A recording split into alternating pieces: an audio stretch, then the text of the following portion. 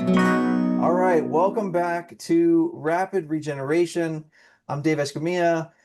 I'm not a medical doctor. I'm not a medical professional. I'm not making any medical claims or claims about diseases. Neither is my guest. Um, I'm so excited to talk with you today with a very special guest, Mr. Eli Martyr. You may have seen him perform in movies such as Pacific Rim, War for Planet of the Apes, X-Men Apocalypse, a lot of video games, Assassin's Creed, and stuff like that. Because Eli is a professional athlete. He is a professional stuntman for the silver screen. He's also figured out so much stuff I want to ask him about, but has gone through a physical transformation health wise, and also a spiritual kind of recreation of himself, and just a evolution that's amazing. And so you may have seen him before on his YouTube channel, the Free Melon Society, and you're going to see him in Austin, Texas, if you're coming to Texas Fruit Festival.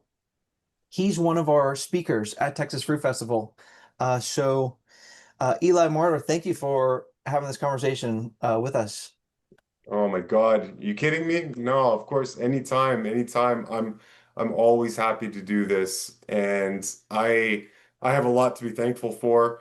I really am gracious that you're letting me come to the Texas Fruit Festival and speak to everybody. It's going to be a lot of fun.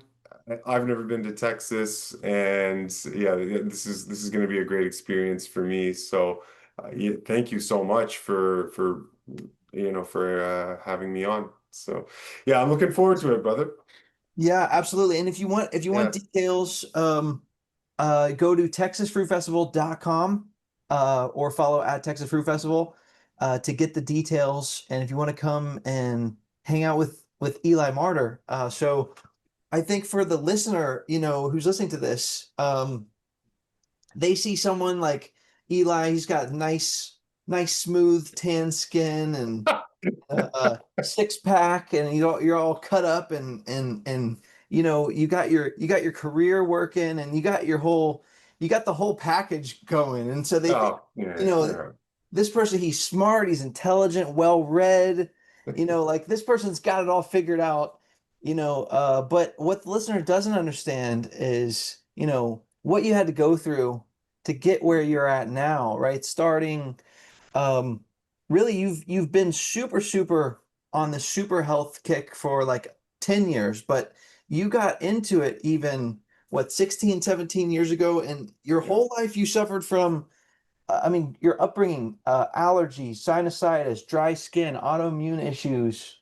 What was that like? What brought you to this point where you uh started to want to unlock the keys and figure out some of these health secrets? Because I was confused. I was confused that and frustrated that there's no way that the cluster of annoying conditions that I was experiencing could possibly be part of a natural human experience. That bothered me. I didn't see other organisms, other animals as a kid, like before I've done any real studying or introspection or delving into concepts and philosophy, blah blah blah. This is before then, just common sense. I look out there in the world and I see all these creatures living just perfectly harmonious, beautiful lives, and I don't see them requiring tissues and Kleenex every 2 seconds. They don't have asthma masks in the evening time. They're not afraid of the summertime because pollen is going to be in the air and they're going to start reacting. Like they don't, none of this. And so I'm living with all of it, and it annoys the crap out of me because I can't I can't really grasp why it would be that way. How is this normal? And I didn't have anybody helping me to address those questions. It's just, oh, you have allergies. Yeah, okay, but why? but why? That's not helpful to tell me that I have allergies. What, you have asthma? Oh, okay. That's not helpful. Why? So Hmm. anyway, that's why. I was just annoyed and frustrated and bothered that these conditions were part of my experience. And I seemed to be living a relatively healthy life. I was active and I had a great social life. I had lots of friends, seemed to be eating what everyone else is eating, but it just, I had all these issues and yeah, I Hmm. wanted to know, I wanted to prove to myself that there was a way to live as blissfully as it seemed nature had set up other animals to live. Okay, so you were you when the seasons would change, you would get flare-ups, you would use the respirating things, and you were allergic to dogs and cats, Yeah. and were adults telling you, hey, no, this is just the way that it is? That was the explanation you were given? I just never got an answer. Okay, here's what it is. Because those things are so normalized, nobody even considered the fact that I would need an answer. It's just, oh no, that you're the type of person that requires this, this, and this, and so this is what we have to do. And like that was it. There were no answers. There were no answers. Hmm. So it's not like, you know, it's not like I was always getting rejected. It's just that it was so normalized that everyone's comfort and complacency with this type of thing, it just made me kind of keep it all inside, keep all those questions internally rumbling around in my head, right? Hmm. Like, why am I going to go ask? It's normal out there, right? And obviously all the adults know better than me. I'm just a kid, Okay. right? So one of the things about Eli Martyr, and you'll see this on his YouTube channel, Free Melon Society. One of the things that I love is that Eli gets into these esoteric concepts, right? Very like thought experiments and philosophy, and Yeah. I love this type of stuff myself. And so, I heard you talk about this thing called Pythagorean morality, Mm, which basically is emphasizing a cosmic order over a moral order. And when you just talked about that it felt wrong to you that you would be out of balance and stuff like that, was that is that related to Pythagorean morality? And then the second part of the question is, where is this curiosity coming from where you're thinking about this, at a young age? okay. So yeah, here's what I would say. Uh, the curiosity came from the same, okay, you as a human being, myself as a human being, we're all furnished with tools. We're all furnished with tools that put us in synchronicity with the planet that we're in. Okay. So the whole system it's designed to work hand in hand with one another. The organisms are supposed to work in harmony with the environment. The environment is supposed to support the organisms. And whoever arranged for this absolutely wonderful system to work, that's what they did. Okay. Which means that the tools that you are furnished with are supposed to be able to lead you to correct behaviors, a good lifestyle, something that makes you happy. It's supposed to work like that. So what your reasoning faculty is a gift. It is a gift. And that reasoning faculty, it's what distinguishes you from everything else, from all the animals and the plants. Okay. And so when things bother us, or when common sense is perturbed by something that doesn't seem right out there, okay, it, it, it, it's a source of very, very accurate information. When moral issues bother us, these not aren't as subjective as people think they are. They're not as really up for our own interpretation as people might imagine. There is actual structure and law and rules and regularity behind all of that. And So it's something that we can trust about ourselves. It's So data, right? it's data. Yeah, exactly. It's data. So even though I'm a kid now and I have these questions and curiosities, right? It's these aren't just the inane internal ramblings of some kid. This is actual data that's being rolled around by common sense, by a reasoning faculty that is starting to burgeon. And it's because I'm not getting satisfied as to causality. So like causality is this grand principle that runs our lives. Without this principle of causality and the absolutely unshakable ordered system of all effects need to have a cause. There is no such thing on any plane of reality as effect without cause. If there were, you and I would be living in utter chaos right now. Utter chaos. Molecules and atoms and energies would be swirling around in a lawless, chaotic way. Your computer wouldn't work from second to second. Are you kidding me? With no causality, things would be going wrong. Your keyboard would turn into a porcupine. Like it's all sorts of nonsense, right? All sorts of nonsense. Okay, so because of that order and regularity, when things go wrong, our conscious mind tells us, hey, something's wrong.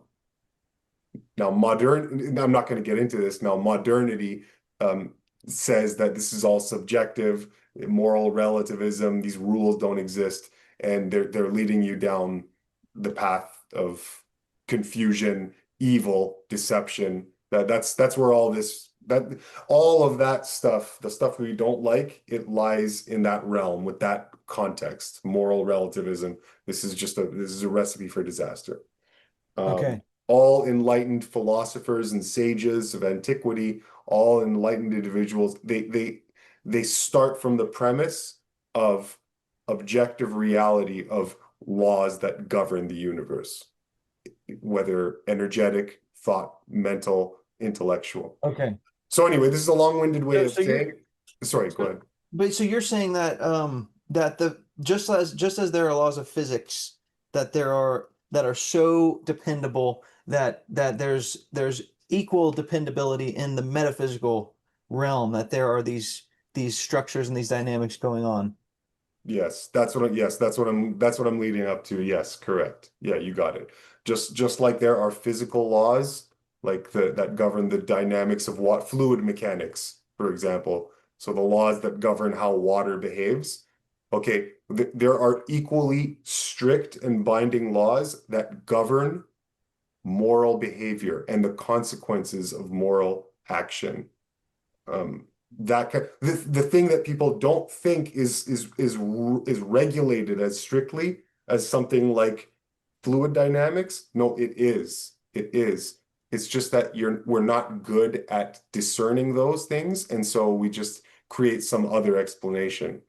But they are structured. So to answer your question, finally, right? Um, as a kid, I'm getting these frustrations and perturbances, and it's because there's law that I'm not that is going unrecognized. That and to the human mind, that is uh it's stress inducing, it's panic inducing, it's Hmm. confusing, right? When we have causality playing out before our eyes, but we don't know cause, the experience is frustration. Okay.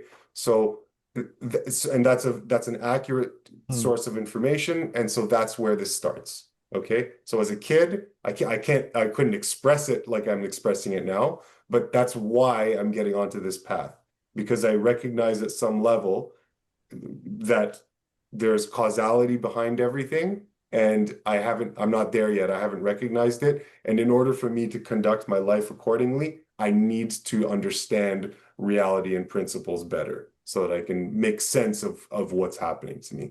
So Hmm. that's initially where this starts. Okay. Hmm. Now, later on, of course, I'm starting to understand, oh, okay, understand these philosophical principles and going into history. trying to learn about history and how the world works, and then to get into how health works, and so so starting to grow and learn ever so slightly and slowly principles of reality Hmm. and piecing together my experience and making sense of my experience. And the more I did that, I'm like, oh, okay, well that kind of makes sense now. All right, this makes sense now. And then on it goes, and you keep learning and you keep growing. And the direction that you're heading to is to come into a closer relationship with nature, to a closer relationship with the highest. The wisest and most advanced, spiritually, consciously advanced individuals that have ever walked this earth, the difference between them and everybody else was that they understood more of the laws of nature than the average person does. That's the difference between a wise sage and an average normie, is that the laws that go unseen, that operate unseen in the fabric of reality, they are aware of them, and Hmm. they're able to work with them, just like we can work with the laws of heat, heat dynamics. Okay, we have a vague understanding of those principles, so we can work with them and make computers and heat our houses and blah blah blah. Okay, so that's the difference between a philosopher sage, and just the average run-of-the-mill person. Hmm. So really we are knowledge hungry, from and we're knowledge devouring, kind of creatures. And whether it's you as a kid going through this, or whether it's the person that's listening to this, and they're here because they want to learn something. So my, I guess my question is, I'd like to get into Eli Martyr about the mechanics and kind of how you fix these issues. But before that, did you say that you went kind of outside in, and you learned about how the world works and how things work, and then it started to get more granular into how your own health is working and how you could fix that? And then, secondly, what made you good at gaining knowledge? Because we all want to gain knowledge. Maybe the person listening wants to gain knowledge, but they're like, oh, it's hard for me to gain knowledge. I struggle with it. I need to get better at it. Or I wish someone would just tell me what to do. Hmm. But we all have to become very discerning of our own knowledge. So, what made you good at it, or how did you get good at it? And then, yeah, as the second part there. Yeah, yeah. You know, I'm going to start with an answer that might seem very, very, very mundane, but really, no, it's actually very important. So I've always been an athlete as growing up. I was very, very skinny as a kid. I had that issue. So I had to work on that. And so I started off as a very skinny kid. But no, I was very invested in athletics, gymnastics, martial arts, and all sorts of athletic pursuits.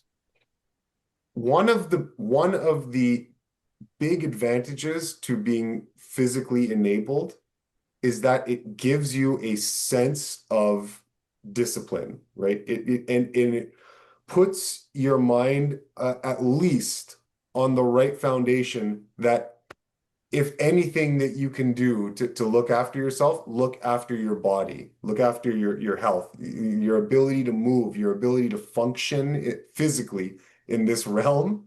Okay, you have a physical body in which to do so. So if you're not even, okay, if you're not even taking care of that, what are you doing? You're compromising the vehicle, literally the vehicle that you're supposed to be interacting with this world in. If I told you you had to go explore the depths of the abyss of the ocean, and I gave you a rickety piece of crap submarine made of camel urine and feces and wood, a couple wood planks, and like, What you'd say, no, there's no way that vehicle is not going to allow me to explore the depths of the ocean with any kind of efficiency. I'll just drown in a second, right?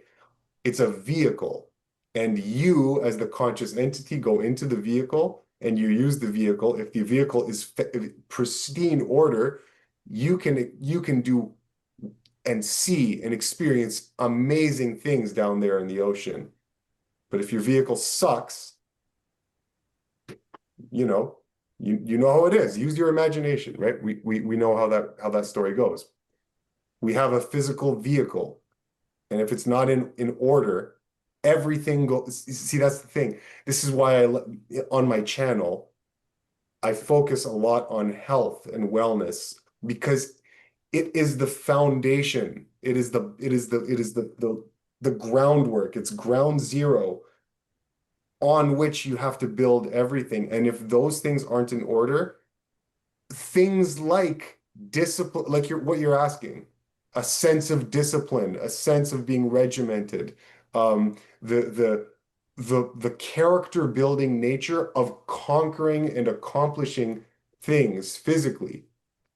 It sticks with a kid, right? A kid that has a lot of those successes, you remember it. That starts to become part of your subconscious experience, and it starts to inform your behaviors as you grow up. And being physically enabled, it's doing this very, very essential bit of character development that you might not appreciate at first. Okay. So I was always very, very physically active and enabled and reaping the social benefits of being regarded favorably, of being respected amongst friends and whatnot. That you can't imagine what kind of benefit this has for a young developing mind. And I would like to say that that probably informed my discipline in positively, right? Because of all the things that I was doing. Like I'm in grade 6 and I'm committing myself to doing push-ups and calisthenics every night. Yeah, none of the kids were doing that at that age, right? Oh God, yeah. Yeah, I mean I was, and it gave me a sense of, hey, I want something, I should go about doing it. And it gave me a love for that process because when I see the benefits, right, it just you put two and two together.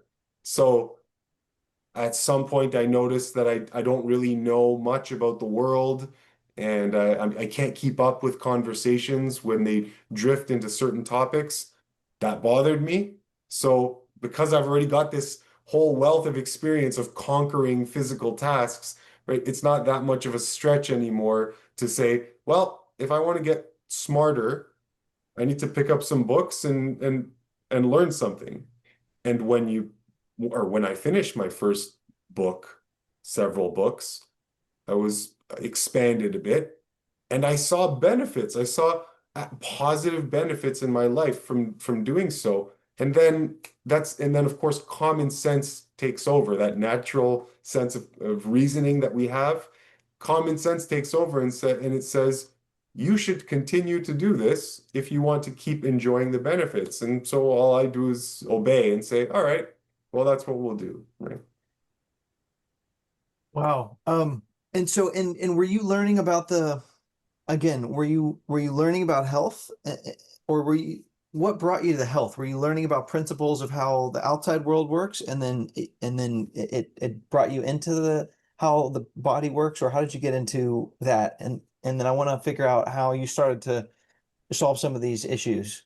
Yeah, yeah. No, you got it. Like you're great. That's exactly what happened. So after everything I just said, getting the ball rolling, and the first set of topics that I wanted to learn about was just the world around me. I didn't like how I didn't know anything about the world around me.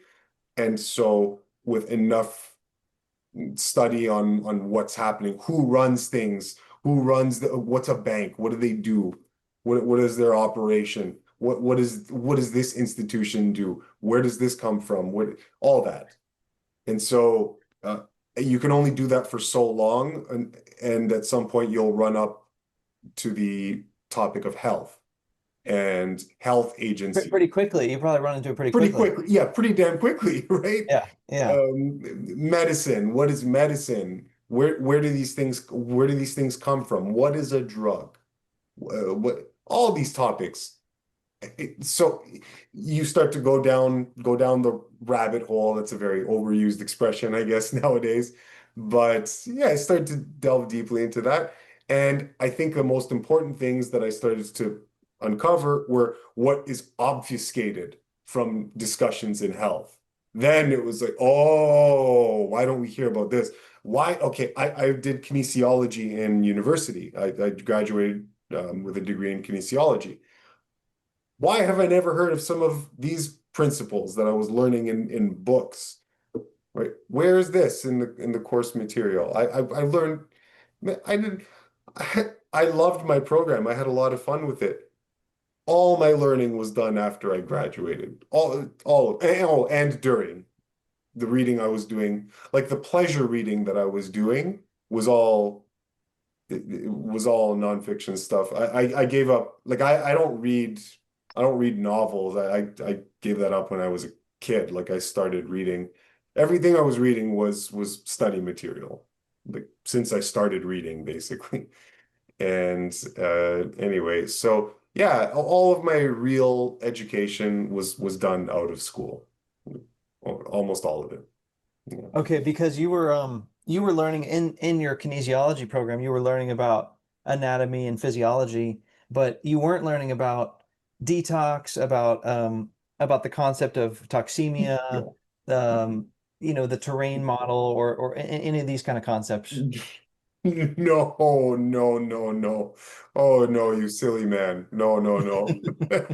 I mean, No. that was a hypothetical question. I mean, it was a whatever you call it, a question that doesn't need an answer because we all know the answer. Yeah. Yeah, no, I know. I'm just playing with you. I know you know that very, very well, but it's just fun to yeah, no, we don't learn much of that in university. You learn everything else. You learn anatomy, physics.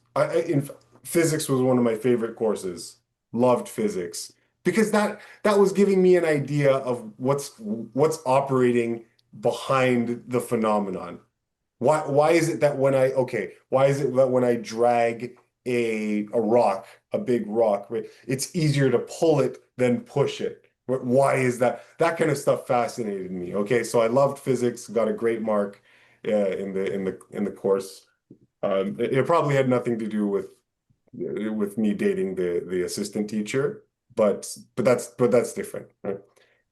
So we learned that kind of thing, and there's a lot of electives too, geography. There's a whole bunch of bull crap that you have to take to graduate as well.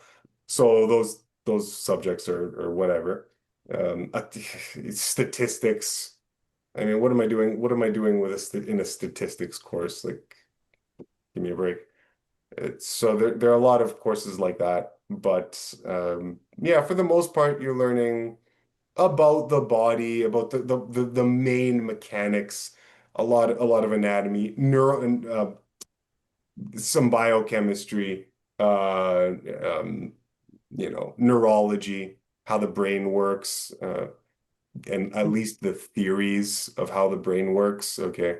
There's a lot of assumptions that really do not square with reality. I'm not going to get into that, but anyway, so there's a lot of surface level topics that you deal with in university, and they are helpful. They are helpful, yes. But the real meat and potatoes about how does a human being live? What is the right way to live? What are the real principles that guide behavior, that inform behavior? Yeah, yeah, and school is not going to help you with that. That's Mhm. all on you. Um, so then, so I know this was a gradual process for you, but what happened with you and your lifestyle and your diet? You changed your lifestyle and then you got rid of your problems. Your problems disappeared. So tell us about that. And then what after that, then your whole lifestyle changed, so tell us about that process. Well, I was a very, very confident. I am a very confident person, and again, the experience and character development that comes with a lifetime of physicality, it tends to breed a confident person, right? So I was a very confident person, and had a lot of pride in myself, and I didn't like being lied to or knowing that I'd been deceived in some way. That was very, very troublesome for me. I'm like, ooh, ooh, no, no, me being fooled, hell no, right? So when I came up to discovering things about what I was eating and how I was living and how they were actually causing me pain, they were having negative repercussions on my being, on my physicality, on my person, on my mind. When I discovered that, it was embarrassing. It was embarrassing. It was embarrassing. How could I have been so stupid? Right? How? I'm eating this thing, I'm eating cereal and milk and cheese, and every single time I do it, my nose is erupting with mucus, and I'm just repeating that behavior day after day after day after day after day. What's wrong with me? Why didn't I put this together? Why did I need a book to figure that out? So I was insulted. I was insulted that I didn't put two and two together on my own. And I'm learning these principles of health now. And I was so insulted and ashamed with myself that behavior change was very, very fast for, to come over me Hmm. because I wanted to get as fast as possible to the place where I was not insulted or ashamed of you know, my inability to control my impulses. Like, give me a break. Right? Like, I'm a growing man, right? I need to have some control. Like, it's a box of cereal gonna have power over my mind? Oh, get out of here. No, no, no, no. So that to answer your question, I think that there was an element there of Hmm. not being comfortable with the state of being deceived. I did not like that. And I didn't like that some social engineer out there, some social engineer, some chemist was playing me like a puppet, dangling these food drugs in my face, these Yes. artificial ways of eating, and Addic dangling in front of my face, manipulating my palate, doing this to me. That didn't sit right with me. Someone out there is using my own God-given tools against me. Oh, oh, you don't let me catch you doing that to me, right? I'll be pissed. So I had to be deeply insulted with myself and my weakness and my inability to recognize these things. And so it made me want to change very, very quickly. Hmm. So that was a big component. Yeah, that was a big component. Wow. It reminds me of this concept of, using your whole self to accomplish a result. And, some people call it the dark side, or, Hmm. having a chip on your shoulder, or, and it's one of those things where, sometimes it's okay to go to that place to get you through there, because you can see Eli's he got this chip on his shoulder, but it was extremely motivating, and look how, Eli used that to transform himself. Hmm. What about, so you did that, uh and then you changed your diet, and you switched to raw alkalizing living foods, kind of describe what you found was the optimal nutrition, optimal diet modification to that allowed these symptoms to go away, and allowed you to feel better. Right, right. Well, there was a lot of slow incremental development, okay? And started reading health books, and I got onto one of the first books I read. Well, that's kind of a lie. It's not one of the first books I read in this department, but it was one of the ones that influenced me a bit more. It was Paul Bragg's book, Miracle of Fasting. Miracle of Fasting. That one really captivated me. I like that book a lot, and so I got positively influenced from that book. And I read some material by Kevin Trudeau, who wrote a couple different books, and there were a lot of great principles there. Still fairly surface level, but it was getting leading me in the right direction. Okay, leading me in the right direction, and I started by cleaning up certain elements of my diet. I'm like, okay, all right. I can't go and eat Lucky Charms anymore. Okay, give me a break, Eli. What are you doing? Okay, okay, that's gone.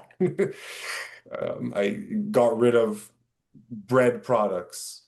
Okay, so bread went the way of the dodo bird. Like the highly processed foods went the way of the dodo bird. And and then I cut out meats and dairy, all meat products, right? When I discovered what those were doing to me. Now, I hadn't pieced together what exactly the human body is, like what it's, what the species specific diet was. I hadn't put that together yet. But what I could very easily see was that these things that I was giving up, the bread products and the flour products and meat Dairy. products, that was very obvious. Like that was very obvious. That tool that we were given that I was talking about, the common sense thing, human beings have a good radar for being able to notice and recognize a deep truth when they're presented with it. We do have that ability. Yes, we can be deceived. Yes, I know we can. I get it. But there is a certain type of resonance with yourself when you stumble upon something that is absolutely true. I know you know what that feels like. I know what that feels like, and I'm sure many people can relate to that feeling of like, okay, there's no way that this thing is wrong, right? So there's a way that you can, like if something is logically correct, Yeah. all right, and Hmm. it checks all the criteria, your reasoning centers fire up and light up. Yeah, yeah. It's palpable. You can palpate it. Yes, You can feel it. yes, exactly. Yeah, exactly. So um, whatever material I was going through and with whatever introspection I was doing and running with this material and in my own experience, that's what happened. And like, check, check, check, check. There's no way that this could be wrong. There is no way that I'm designed to eat meat, drink milk from another goddamn species. What kind of this violates every single principle of sound logic that I have as a human being. Of course, this couldn't be correct. I don't care what the experts say in any capacity. There's no way that this is correct. So I gave that up immediately, no transition, nothing. I was a meat eater for my whole life, and then the next morning, when I just decided, okay, this is going to be it. I woke up the next morning. I was a plant-based eater exclusively, and I've never since fallen back on that. Not a drop of any meat since that day, uh, ages ago now, it seems. And so I continued that lifestyle for a while, eating a fairly clean, reformed diet. I was doing fasting every week, once a week without fail, and did that for many, many, many, many years. And then I started getting into the natural hygiene movement from the 1800s, early 1800s, all the way up to the early 1900s. And so there's a rich body of wisdom there. And so I started to get into that, and then got my head wrapped around, oh, the next level above what I was doing. I'm like, okay, what I was doing was healthy, yeah, but oh God, I'm still cooking food. I'm still adding salts and seasonings and whatnot. And now I'm getting the answers to the questions I had when I was a kid. Why does that chipmunk run around with such utter bliss? And I'm here with allergies and asthma and the dry skin. What? So now I'm getting answers to that question. I'm like, oh my God, species-specific diet for human beings. It's not just make up the rules as you go. It's not just this rule of chaos. No, God, nature has created these laws for you to follow. And for human beings, because we have this ability to reason, like the animals can't, we have the unique ability to choose to do the wrong thing. Whereas animals don't have that luxury. They're more tied to nature, so they do the right thing by default, by instinct. So the right behavior is woven into their instinct. But for human beings, we have another faculty above that that has been developed in our mind. And so the idea is that now we have to choose out of our own volition to do the right thing, where we can now we can also choose to do the opposite. Okay. Anyway, Mm. so um, so I'm discovering these principles now, and now I'm discovering that, oh, there is a correct way for me to live. And the cooking and processing of food, this is something that nature didn't really intend for organized organic life. I could see that again, very, very clearly. Did not need much convincing. Just bloody look at the world. Do you see any examples of any other species doing this silly thing of disrespecting their biology and changing the nature of the food that their biology naturally responds to? Why would you ever do that? Why would an organism do that? Right? So it made very, very clear logical sense to me that if I wanted to live in harmony and bliss and good health, I had to get on board with what nature designed my body to do. And that made perfect sense to me. And now that allows me to live as blissfully as that chipmunk running around. Now I finally got my answer to the question that was burning in my mind as a kid that plagued me for years and years and years and years and years and years. Now it starts to make sense. And the moment I started to implement this in my life, yeah, now this whole series of new changes and transformations, and I'm going through this, I'll use a term here, alchemical transmutation.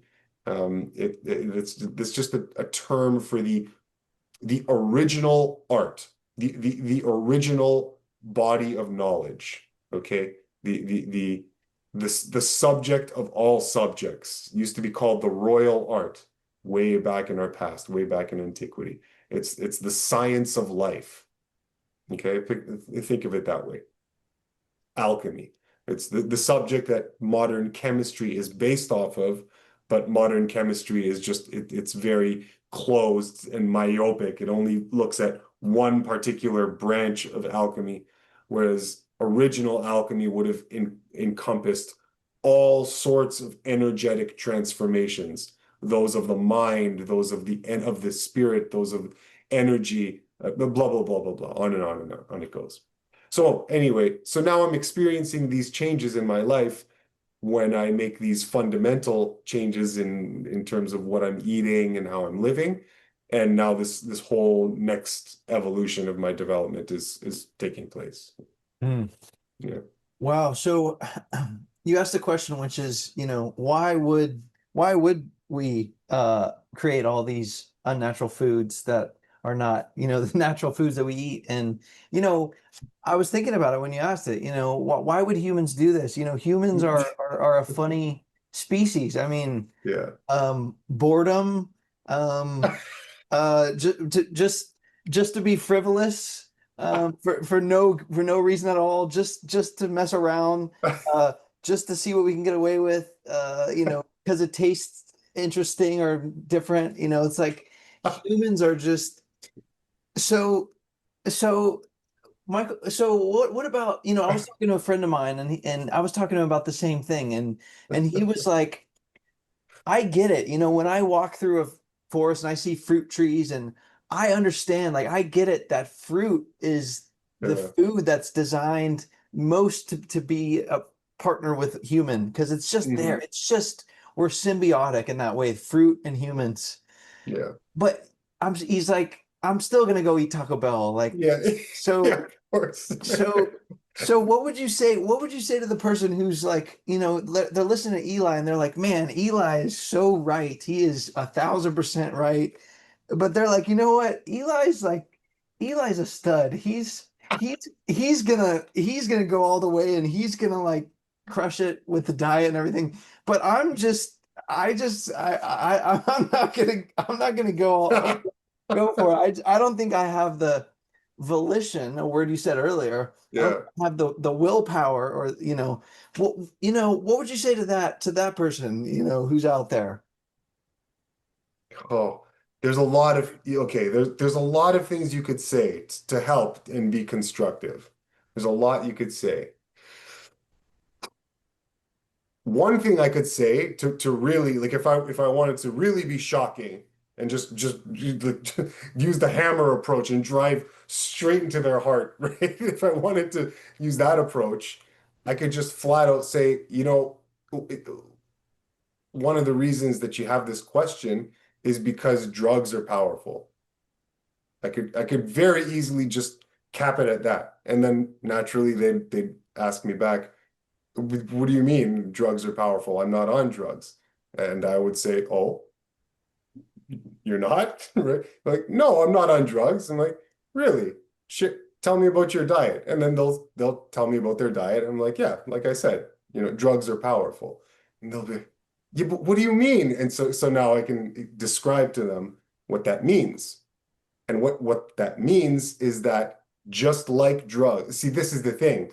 Labeling category, when we put things in particular categories and give them certain associated sets of ideas, it's a good thing. We need to do that process in order to understand our reality and make sense of the human experience. The problem is that we can do it incorrectly if we're not Okay. careful. So we have this class of things that we call drugs, pharmaceutical drugs, and we associate those with a whole different set of ideas. Okay, drugs are not food. I can't eat them every day like food. I need to be very careful with them. They're Right. not to be played with. They're not to be messed with. Right? You have all these ideas. When I Need say the word permission. drug, that's what Yeah. comes up, Hmm. right? But because the world is very sneaky and um and deceptive, okay, and duplicitous, it lies to you. There are social engineers at the helm running the whole show. Because you have a very evil element that that is responsible for putting a lot of what you're seeing in reality together. They they use different labels and criteria to make you think a certain set of things. So when the chemist now creates literally drugs, except with food, with edible substances, but really they're not different. There's no difference here. They could satisfy the same, I mean, they check off the same criteria, but they're calling it food. And because they're not using the word drug, you get comfortable. Oh, it's not a drug, it's food. Food is something that's great. But if you are actually being logically sound, right, you would see the connection, the association between drugs and how some of these foods are produced. And then it would make sense. Oh, the reason that I'm so attached to a whole bunch of these foods that I say that I like is not because they're actually good foods. It's because they're drugs in every shape of the word, and they have drug-like effects on your mind.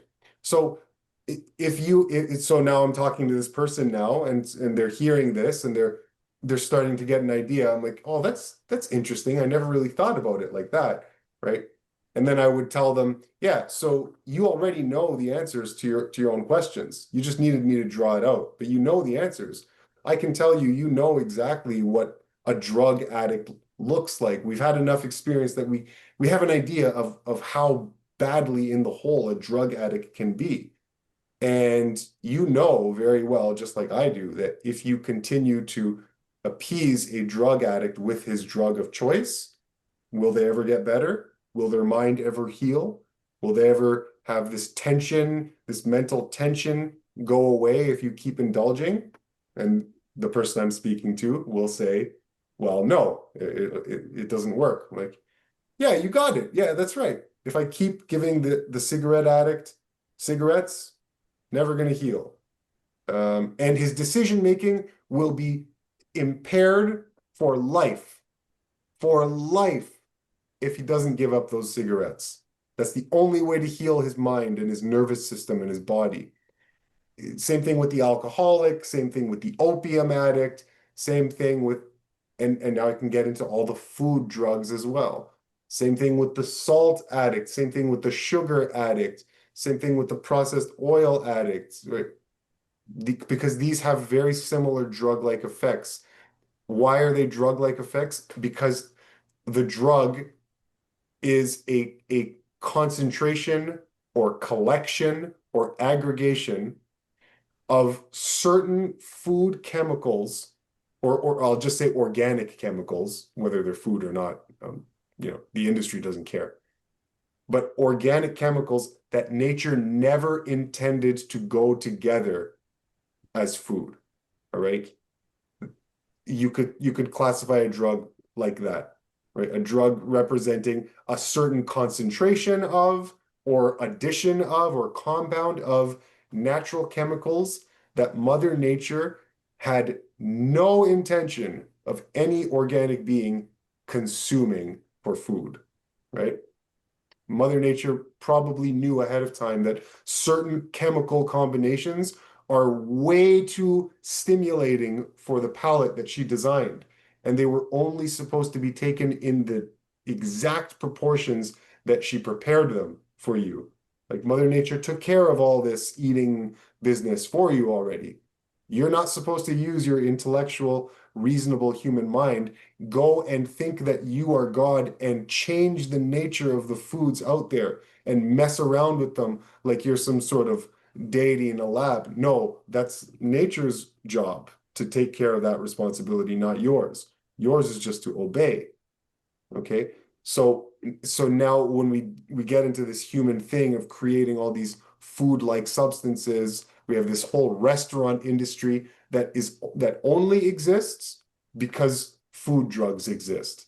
Period. End of story. There would be no restaurant industry to speak of if there weren't food drugs, right? Otherwise, you could just get everything you need from the grocery store, right? Yes. So that's how I would, that's one way I could answer that question. That's one strategy I could use for Hmm. that person asking the question. And that would give them a whole set of ideas to juggle in their mind. I'm like, oh my God, I never really considered it like that. Yeah, I guess you don't find burgers drenched in taco sauce growing on trees. Yeah, okay. Maybe that's for a reason.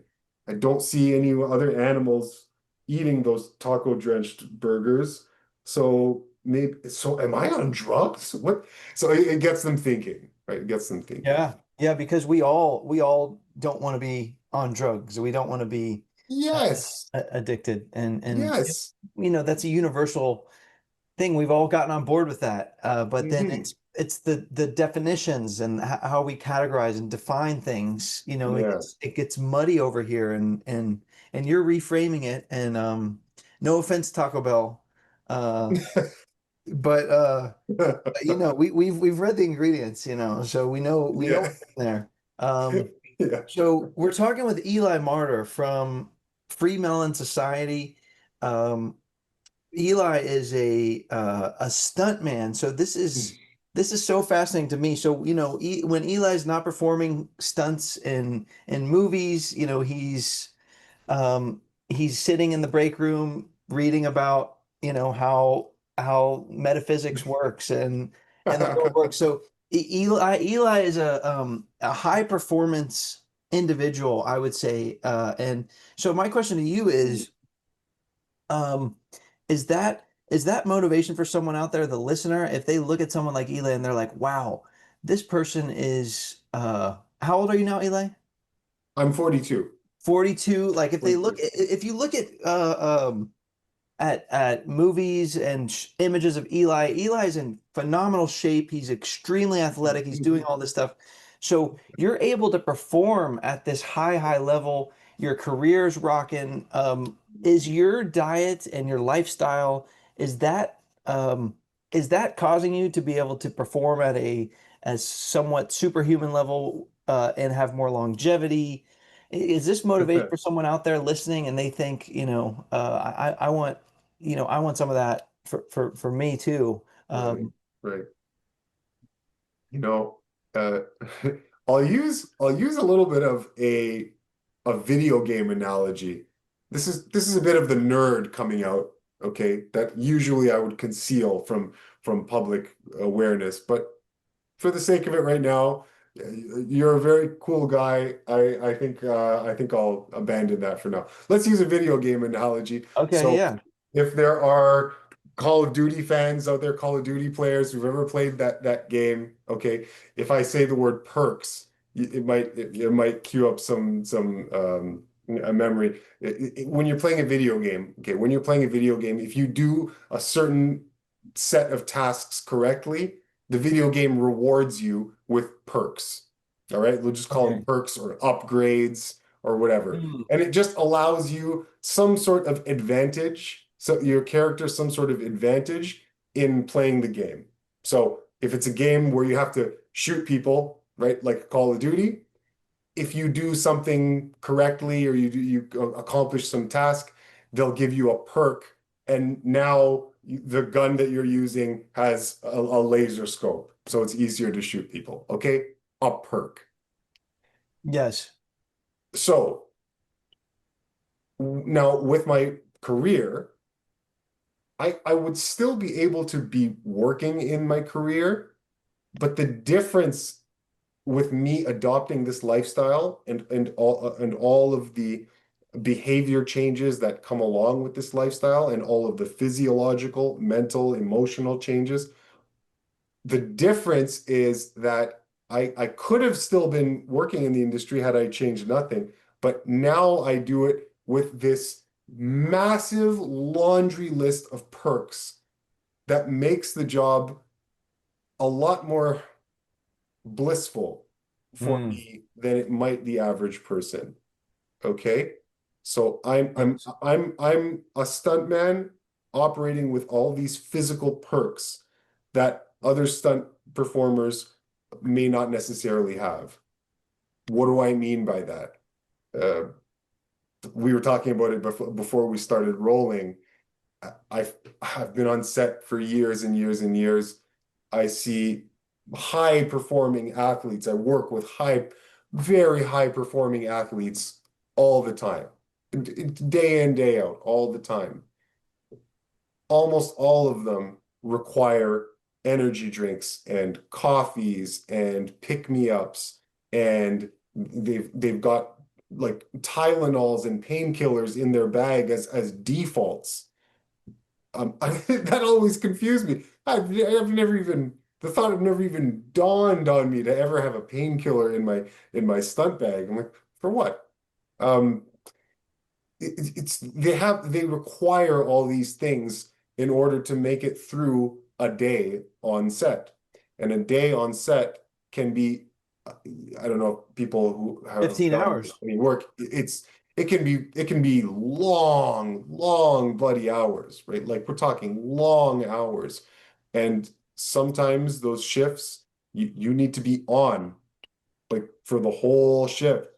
But if you're shooting a fight scene, okay, or if I'm shooting a fight scene, then yeah, that you need to be able to get up and perform and just and put 100% intensity, be committed, do like fight and fall, do whatever it is, and then maybe okay, you can relax for however long until we need you again. Oh, then you go down, then you go and relax. Maybe you're drifting off to sleep because it's been an hour, and then all of a sudden, okay, we need you to do the fall and then drive through the thing with the whatever. Okay. Oh yeah, you're getting shot and hurled. We're hooking you up to the wire. You're flying across the room. Get ready. Like, oh my God, really? Woo! Okay, here we go. Right? It can be that all day for like 16 hours, 17 hours, right? So to have this perk now, this advantage where my energy is is sustained and clean for the whole day, and I need nothing, nothing, not even food. If I didn't have food, if I didn't bring anything with me, it would be no problem. Just like, oh, there's no food. All right, fine. Just eat when I get home. Don't need anything. Don't need anything. Never coffees or anything. So that would be a perk. That's an advantage. Out of a laundry list of perks, that is one perk, an advantage. A huge one. I don't need to devote any energy into thinking of any of this. I can just perform, be high level, just spending lots of energy, and then take a rest and need nothing to keep my energy sustained. And then if I'm called again, like, oh, yep, okay. Right. And sit down and then, oh, yeah, more. Okay, great. Oh, I need to sprint over there. All right, let's do it. Right. That's a huge advantage. Huge advantage. And I could continue on a list of these advantages. But I know you have more questions. Just very briefly, recovery. I could Mhm. say that. How quickly and efficiently I recover from brutal days on set. Oh, massive, massive advantage. There are weeks at a time where I'll work motion cap like video game motion capture. So if I'm doing animations for a game and we're doing gameplay animations, days where you're capturing gameplay animations can be grueling beyond grueling. It's movement literally non-stop, non-stop the whole day. And you might be working that whole week. So if I am hired to work that whole week and every day is gameplay, my recovery ability has to be on point because come Tuesday or Wednesday, I would just be starched and that's no good. So this diet and lifestyle, this utter simplicity and cleanliness of the things that are going into my body that have no waste products, no metabolic impurities that get left over in the tissues, just everything is clean and it goes out. And living like that, it allows me to recover much faster. So I can do a whole bunch one day, come back the next day, and I'm feeling pretty good. And my buddies might just be a wreck. The hamstrings are tight and sore and the back and all that. And I'm like, oh, well, I don't know, guys. I feel pretty good. So yeah, perks. That's what this Those are lifestyle has two afforded me. two Perks. huge ones. And Mhm. I know the list goes on, but Yeah, yeah, listen to what Eli is saying, to the listener. Whether you're, you know, you work in a law office or you work in hospitality and in food yeah. service, and you're on your feet all day, or you're a salesperson, or you work in some office, or you're a mom, right? And the kids are freaking just going crazy all day. Like, imagine if you don't need to be a athlete, professional athlete, to experience the benefits of this. Imagine if you had No. the stamina and the energy and the focus and the being at peace with what Eli's talking about. And so this is powerful information um, Mhm. with Eli Martyr, who is a very, very unique man. And I'm just I'm intrigued to talk to Eli, and we could keep going. We're actually out of time. To the listener, Oh, I'm sorry, we're out of time. Leave a comment or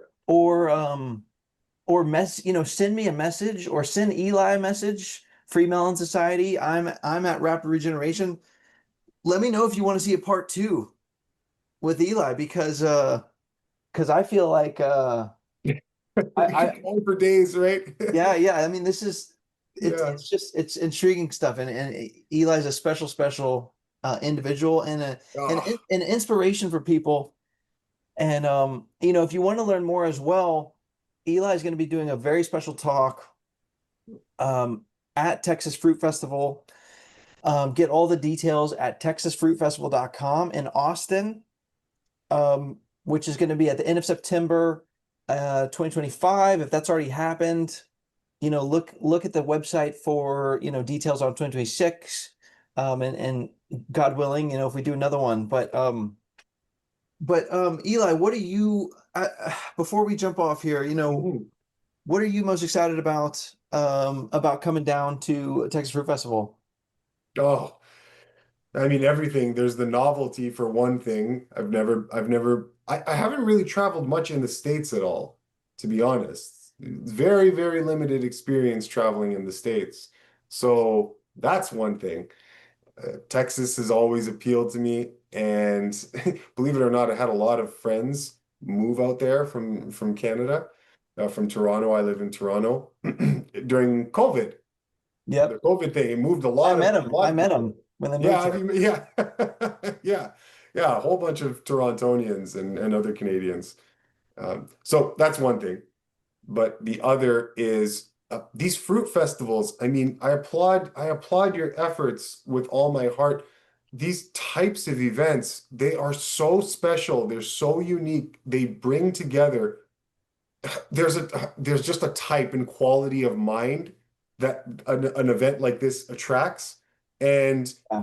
to be part of that, just to have another opportunity to be part of that and to speak at one is a privilege. Like it's such a privilege. It's such a privilege.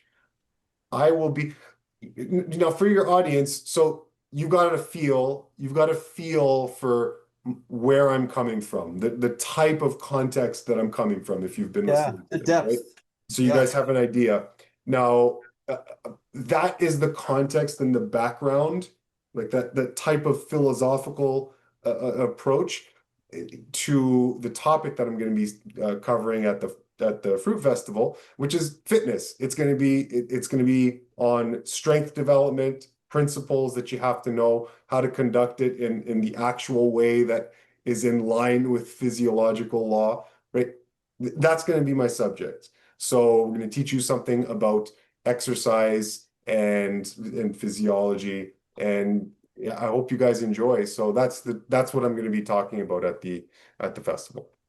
Wow. Wow. And if you look at, like I said, if you look at images or you look at videos of Eli, I mean, the dude is muscular, athletic, strong, and so I think for people coming to this event, for me personally, I might not want to watch some of the other talks because I've seen it before, I've heard it before, it's more entry level. But for me, I'm thinking, um, I want to know how can I, like, I'm thinking about the time I spend working out, and I think like I'm terribly inefficient. Like, if Mm, I could just mm, take the time I'm spending and be more effective with it mhm. to get more fit, and to everyone I think wants that. So we're going to record Eli's talk. So if you can't make it Oh, to the festival, we'll get it to Eli, awesome. or we'll put it on this channel or whatever. So make sure you subscribe to Free Melon Society, Eli's channel, to this channel, Rapid Regeneration, and yeah, and we hope we get to hang out with you in Austin at Texas Fruit Festival. Um, Eli Martyr, parting words for the audience before we let you go here. Yeah. I would say in conclusion.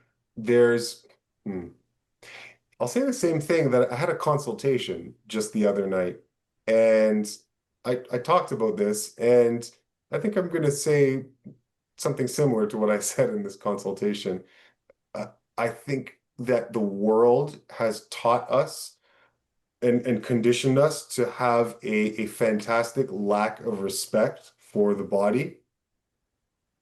And it'd be incumbent on the person, if they say they want to live a good life, the first thing that you have to do is you have to train yourself and to cultivate an attitude of deep, deep, deep respect for the body, deep reverence and awe for what it does for you on a day-to-day basis. Your body is performing literal miracles for you every single second of the day. It's this gift that keeps on giving. It's a gift that no other gift in material reality could ever even hope to touch in terms of its profundity. And it's so common to you that you stopped respecting it. And the world teaches you to do that. And I would urge you, I would strongly consider that you take a moment to reflect on this gift that is your body and the miracles that it does provide to you every day, and let it literally drop your jaw in reverence, because that feeling of reverence, I pick that feeling for a reason, because it's the feeling of reverence is an energetic signature formula for improved growth and of the self in many different ways. So start respecting your body. If the respect for your body goes up, there are a certain set of things that you're less likely to do by default. Right? So that's what I would say, right? Fall into love and respect and deep reverence and respect with your body, and you'll be on your way. Wow, amazing. Eli Martyr from Free Melon Society. Eli Martyr, thank you so much. We will see you very soon. Thank you so much. Thank you so much, Dave. This was a pleasure, an honor. All the pleasure is mine, I assure you. And brother, I can't wait. I can't wait to see you at the Fruit Fest. Gonna have a lot of fun. Can play around all week. I can't wait. And yeah, we'll be seeing each other quite soon. So, Much love, my friend. I'll meet you soon. all right, brother. Yeah. See you next time. For more information, please follow at Rapid Regeneration or visit rapidregeneration.com.